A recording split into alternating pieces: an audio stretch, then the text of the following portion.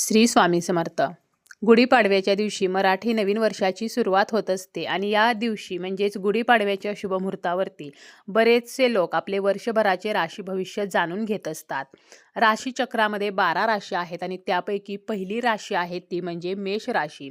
मेष राशीसाठी हे येणारे नवीन मराठी वर्ष कसे असणार आहे याची थोडक्यात माहिती आपण आजच्या या व्हिडिओमध्ये पाहणार आहोत.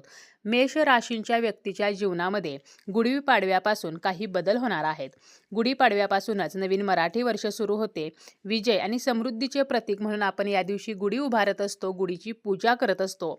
मेष राशीसाठी गुढीपाडव्याचा दिवस हा अत्यंत शुभ असणार आहे. 3.5 मुहूर्तांपैकी एक मुहूर्त म्हणजे गुढीपाडवा. गुढीपाडव्याच्या दिवशी सोन्याची खरेदी केली जाते, चांदी खरेदी केली जाते. त्याचप्रमाणे या दिवशी घर खरेदी, वाहन खरेदी, जमीन खरेदी.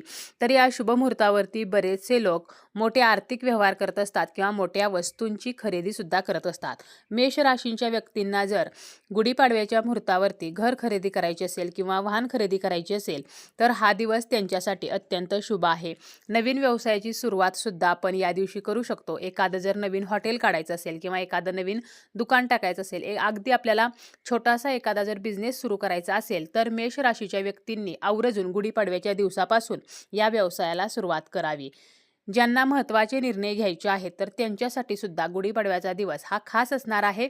एकंदरीतच मेष राशी जी आहे तर त्यांच्यासाठी येणारे जे नवीन मराठी वर्ष आहे तर ते चांगले असणार आहे. येणाऱ्या नवीन वर्षामध्ये मेष राशीच्या व्यक्तींच्या जीवनामध्ये आर्थिक परिस्थिती सुधारेल. आर्थिक समस्या असतील, पैशासंबंधीच्या अडचणी असतील, घरामध्ये पैसा येत नाही किंवा उत्पन्नाचे मार्ग सापडत नाहीत तर या नवीन वर्षामध्ये घरामध्ये पैसा वाढीस लागेल. उत्पन्नाचे नवीन मार्ग सापडतील.